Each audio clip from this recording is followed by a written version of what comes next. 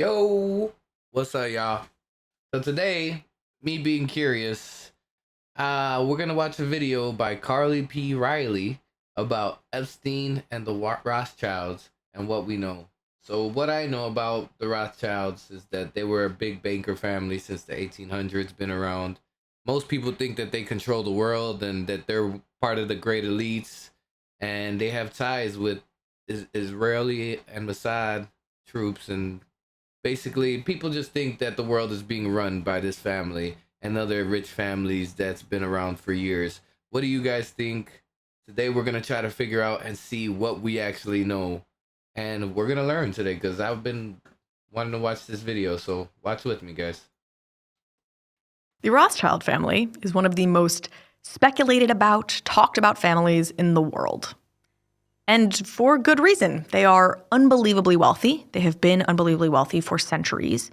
And members of the family have been at the center of many important world events. Perhaps most famously, most notably, members of the Rothschild family were very prominent early Zionists who were incredibly influential in the creation of the State of Israel. So this, of course, is catnip for social media, who will speculate wildly and endlessly about the Rothschilds' potential continued influence and power brokering in global affairs. And of course, the recent revelation that the Rothschilds and Epstein were close has only served as fuel to further rile up many on social media. Epstein told Peter Thiel, "I represent the Rothschilds."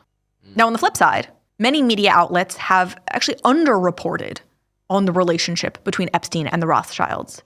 This recent Telegraph article, for example, which takes pains to stress the fact that Ariane de Rothschild, who is currently the head of the Edmond de Rothschild bank, she has previously understated the depth of her relationship with Jeffrey Epstein. True, but the article fails to mention that on top of underrepresenting the level of her relationship with Jeffrey Epstein, Ariane de Rothschild also, and her bank, paid out $25 million to Jeffrey Epstein in 2015. And also that many members of the Rothschild family have been at the center of some of the most important and influential relationships in Jeffrey Epstein's life and career.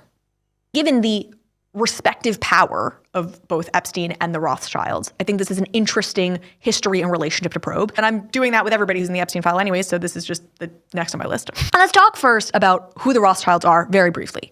They are a German banking family whose roots go back many centuries, and they ultimately ended up setting up very prominent banks in 5 major European capitals. Now, many of those branches, those banks, those family lineages essentially died off. It wasn't just because of all the inbreeding they did, like many of their fellow brethren in the elite circles back in the 17 and 1800s. It's also because of wars and other things. Anyway, it left the 2 most prominent branches of the Rothschilds family as the British branch and the French branch. Now, the French branch ultimately would go on to start Edmond de Rothschild Group, which was headed up by Benjamin de Rothschild until 2015 when he stepped down due to a horrible drug addiction, and the power was passed over to his wife, Ariane de Rothschild, who is arguably the most important player in our story here today.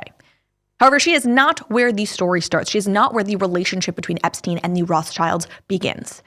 That would take us back to the 1980s, when Epstein started doing work for Les Wexner. Now, Les Wexner is arguably the most influential person in Epstein's life. He is Epstein's largest benefactor, the person who changed the trajectory of his career more than anyone else, because it is from Wexner that Epstein managed to extract $200 million in payments, arguably maybe some stolen funds, who knows, as well as a whole plethora of real estate assets. And Wexner has claimed that his relationship with Epstein started when he received a recommendation, a reference for Epstein from Edmond de Rothschild, who was in his 60s or 70s at that point, and claimed that Epstein had done work for his family. This would be the early, mid-80s.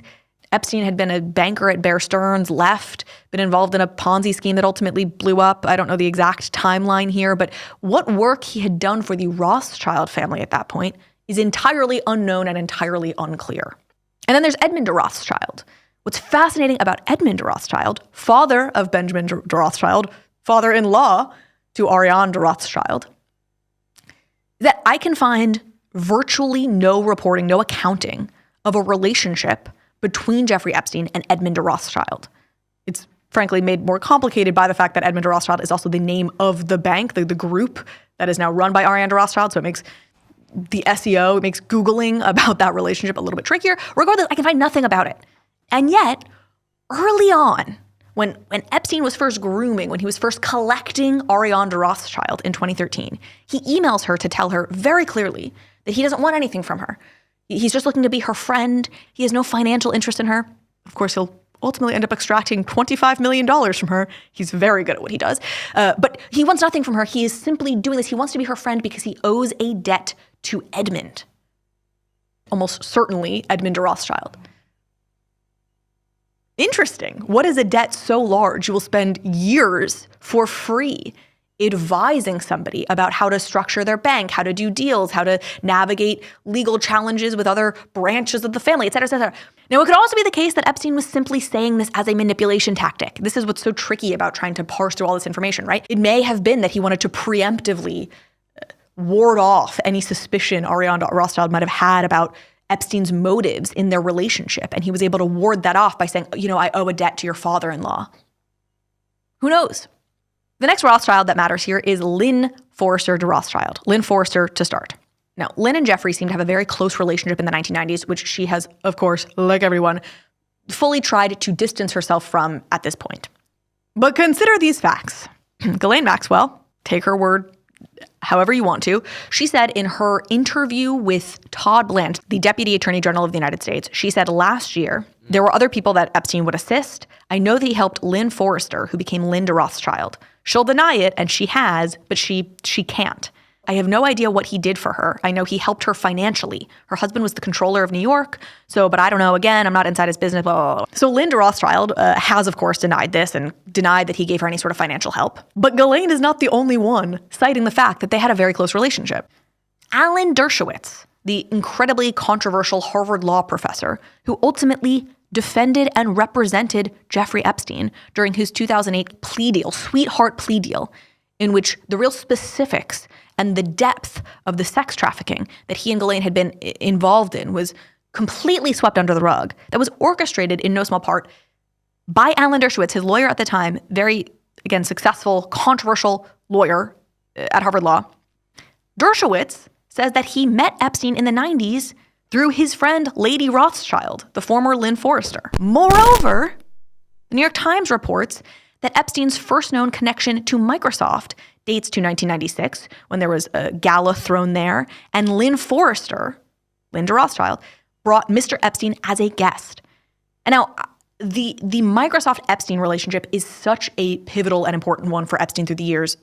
Of course, you have the Bill Gates connection there. But it wasn't just Gates. Steve Sinofsky ran Microsoft Windows, became a close confidant and pawn as part of Epstein's world. I mean, Microsoft, more than almost any other company, was one in which Epstein was able to very thoroughly penetrate it.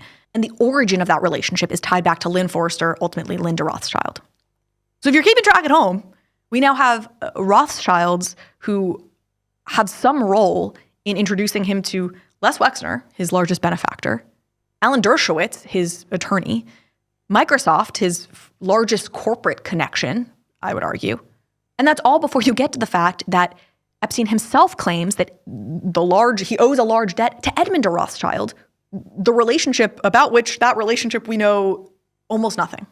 And this brings us to Ariane de Rothschild, the relationship about which we know the most because it began in the email age, unlike the other relationship. And Epstein and Ariane met in 2013. They were introduced by a Norwegian diplomat and a man named Olivier Collomb, who was an advisor to Nicolas Sarkozy of France. And immediately in the emails, you can see Epstein senses opportunity. Epstein senses potential because he puts in a lot of work, again, for which he is not being paid, in cultivating that relationship and making Ariane feel good and feel valued. At one point, shortly after they first met, a couple months within meeting, Olivier emails Epstein and says, "What did you do to Ariane?" To which Epstein responded, "Listened." Olivier said, "She loved it, and you put her finger on the things that matter to her." If this is not a perfect distillation of what Epstein did brilliantly well, I don't fucking know what is. First of all, listened. I mean, how goddamn basic, but it is amazing how few people can do that well. And then what did he do? He was able to really figure out what she cared about, what she wanted to hear, what mattered to her, where her pain points are. And he started to to help to solve them or give her the impression that he was helping to solve them. Because this is a really important point that gets lost, but Epstein gave these people actual advice. This notion that like, how did he make this money? It's all nothing but shady. It's not true. It's not true. He was giving a lot of advice. And you understand, once he had his foothold in this elite world, then he would pick his targets. You can see it. You can see it in the emails. And he would care about them and tend to them. Within the first month of meeting Ariane de Rothschild, she mentions her neck hurts in an email. A couple days later, he emails her, how's the neck? He's checking on the micro little things, seeming like he cares, seeming like a friend. And then he's also sending her thoughts on how to restructure the bank. He's telling her he's put a lot of thought into a strategy she could use. Let's get on the phone. Most of the emails are about coordinating phone calls. They get very personal. Her husband is a drug addict running the bank until she takes it over. She's stressed about her husband. She shares that stuff with Epstein. He creates an environment in which she feels safe. He says, I'm listening. There's nothing you could say to shock me. Like, he's saying things that you know feel comforting to this woman who is used to people wanting something from her when they help her. And he positions himself as somebody who's not looking for that. He's not looking for that. Until he is looking for something. In 2014, 2015, the DOJ, the American Department of Justice, starts sniffing around Edmond de Rothschild Bank, a number of foreign banks, Swiss banks in particular, and going after them for their role in helping wealthy Americans hide assets in Swiss banks, thereby avoiding taxes, and money laundering. And when Edmond de Rothschild becomes one of the banks in the DOJ's crosshairs, Ariane de Rothschild immediately turns to Jeffrey Epstein, who in turn introduces her to Catherine Rumler. Now, I want to say a word about the people that Epstein introduces to de Rothschild. Because, well, as I say, he is doing legitimate work for these people. Ariane de Rothschild, many of his other contacts, that's very clear. It is also true that sex is at the center of his most prominent relationships. It's not with Ariane, it's not with the women, but with the men. Within the first 3 months of meeting Ariane de Rothschild, he offers to introduce her to 10 different people, or nine or 10 different people. Of these 9 or 10 people that he offers to introduce her, 7 are men who he has entrapped for their sexuality in some way or another. This ranges from men who I think were actually involved in his sex trafficking to simply men who were philandering, who were cheating on their wives, and Epstein helped cover it up, or Epstein knew about it. 7 of them, though, fall in that category. And all 7 of those men are men he also had business relationships with or legitimate relationships with. So there's a nuance here, but sex is still at the center of it. And those are the men he felt most comfortable offering up, the people he clearly felt close enough to say, hey, I can make this happen on a dime. Jumping back to 2014, 2015, however, Epstein introduces de Rothschild to Catherine Rumler. And the timeline here becomes very important. Catherine Rumler was the White House chief counsel. She was the lawyer to Barack Obama. She stepped down from that position on June 2nd, in June of 2014. Epstein introduces her to Ariane de Rothschild in September of 2014. And a deal with the DOJ and Edmond de Rothschild, Ariane de Rothschild's bank, is made and announced in December of 2015, about a year later, which ultimately profits Epstein $25 million and Kathy Rumler in the millions, under $10 million. She split $10 million, I don't know exactly how, with another lawyer. Now, there are so many issues here. Let's start with Kathy. We'll do Kathy and then Epstein. There's a statute in the U.S. Criminal Code. It imposes a 2-year restriction on former very senior executive branch personnel making communications to or appearances before certain covered officials. This is the point of it. It's a statute that is in place to prevent corruption, right? Prevent very senior members of the executive branch leaving the executive branch and then being able to do a bunch of shady things or help foreign nationals or help bad people or help whatever fight the government with the knowledge they've gained being deep insiders in the government. That's the spirit of the problem here.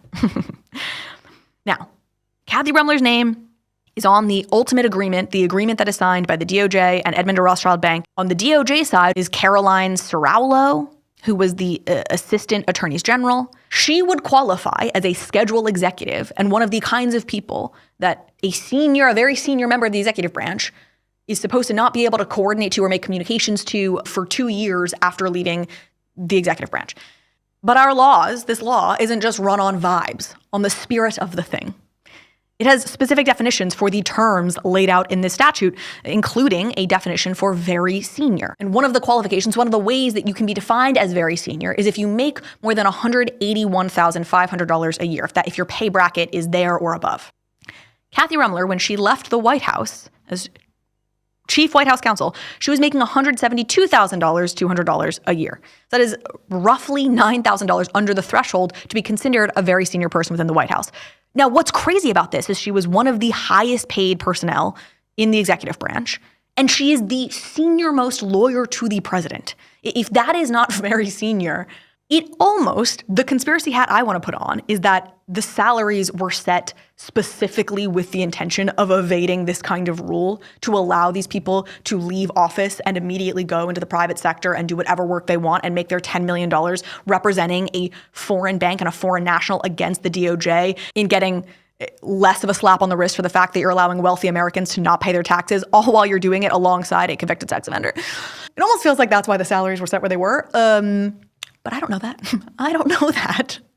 But what I do know is that the spirit of this thing absolutely feels like it's been violated. And it was done alongside Jeffrey Epstein. And this becomes the second thread that's very worth pulling on in this whole thing. Because while I've said this before, I'll say it again, the 2008 plea deal that Jeffrey Epstein got was so shady. And there were so many lies embedded within it. And so I do not blame every individual who continued to correspond with Epstein after that 2008 deal for continuing to correspond with him. Because I believe he very convincingly lied to many people about what the reality of that situation was, and the legal record did not show the full reality of that situation at that time. So I don't blame entirely Ariane de Rothschild for continuing to have a social, even advisory relationship with Epstein, who she believed was creating a lot of value for her. But I do feel weirder about her allowing the bank, her bank, to pay this convicted sex offender $25 million, especially when you look at how and why this pay was structured. So Epstein emails, I believe, Ruemmler, though we don't have that 100% confirmed, in July of 2015. And he says, I went through with Ariane, fee issues, complicated, no free cash. What do you think of the following? Ariane pays Southern Trust, my co, that's Epstein's company, based on financial settlement with DOJ. So essentially, if the settlement ends up being between $150 and $200 million, she'll pay $5 million. If the settlement ends up being between $100 and $150 million, it'll be $10 million. Under $100 million, $25 million. There we go. Do you see any legal issues, he asks. So the most amount of money he can be paid is $25 million, which is ultimately what he makes. And that's if the settlement with the DOJ ends up being under $100 million. Now, the settlement with the DOJ, which happened in December of 2015, was $45 million, well under that $100 million threshold. And what's interesting is that just recently, within the last month, as all of this stuff was breaking, a story came out in Le Monde, the major French newspaper, about the ties and the relationship in general between Ariane and Epstein. And they interviewed a senior member of the Edmond de Rothschild group, the bank, who was there at the time. And they said that the U.S. authorities wanted $80 million. And then thanks to Catherine Ruemmler, this person says, the bill was cut in half. After that, Epstein became much more prominent in the group. Everything seemed more or less subject to his strategic thinking. So it's really, this dynamic really bolstered Epstein in all of their eyes because they saw him as being the puppet master who managed to orchestrate this, what do you know, once again, a sweetheart deal for somebody in Epstein's orbit with the DOJ. But what's fascinating about that is that first, the U.S. authorities wanted $80 million. That's already below the $100 million threshold at which Epstein receives his largest payout of $25 million. So Epstein has structured this whole tranched deal, but it appears as if it's all smoke and mirrors because he's almost guaranteed his big payout regardless. And we see the inflows. We can see the flows of money between Epstein's company and others because of a court proceeding that made a lot of this public. We can see the $25 million flowing into his coffers. So ultimately, Epstein got exactly what I imagine he wanted out of a relationship with somebody like Ariane. He was able to extract financially, literally, but he was also able to bask in the social glow that she brought him. And I want to read you one final email here that is telling. This is between Jeffrey Epstein and Ehud Barak, who was the former prime minister of Israel and the former minister of defense in Israel. And about 3-4 months after Epstein and de Rothschild first meet and become friends, Epstein is emailing with Ehud Barak, and he says, "My thoughts were confirmed when it was said to me, if Ehud wants to make serious money, he will have to build a relationship with me. Take time so that we can truly understand one another. I just listened." So this is Epstein telling Ehud Barak that somebody said to him, to Epstein, that if Barak wants to make serious money, he will have to build a relationship with me. Now, Ehud responds, he said, "Who said it?"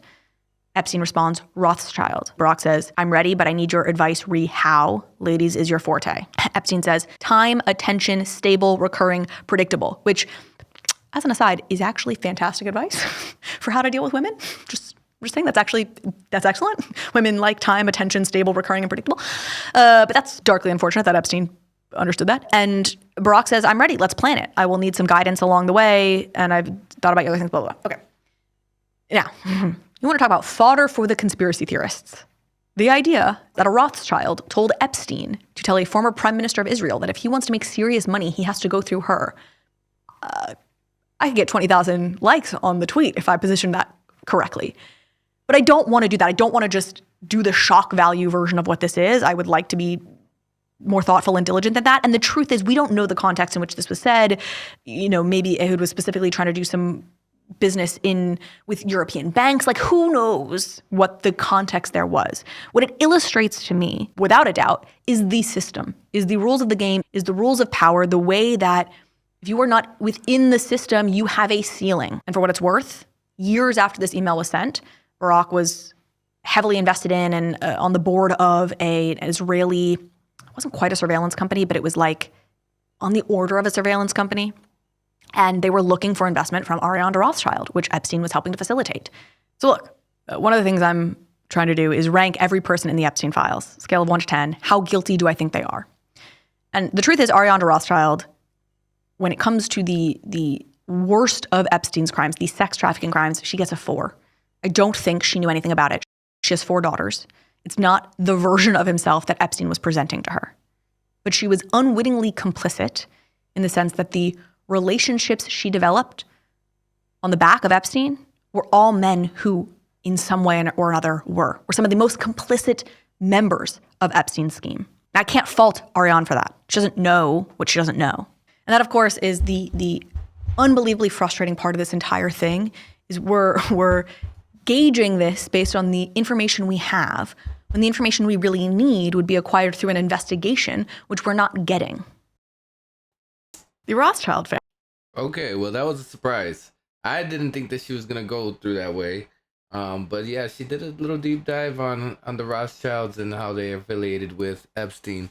As you see, I mean, they were doing business with the people that Epstein knew, which I think is correct also. I believe Epstein just had connections with these people that he ended up getting information from, and basically he would probably get a blackmail all these people, these famous and rich people, and basically as soon as he has this information on them, they owe him a favor.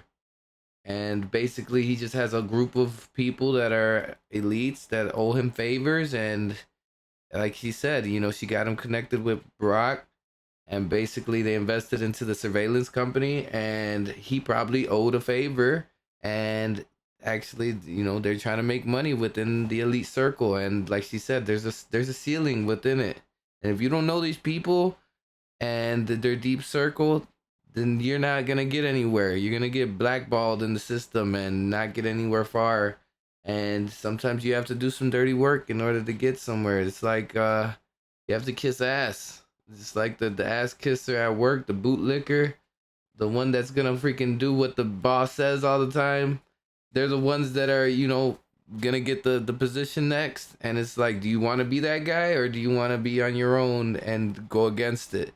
And the guy that goes against it is always the one that tries to get shut down and gets kicked out. So I like how she ended up doing this episode. I hope you guys ended up learning something new like I did, because nobody got time to go through these Epstein files. And if you do, good for you, because there has to be some people doing the investigation. And she's doing that work. So thank you guys. I appreciate it. Have a good one.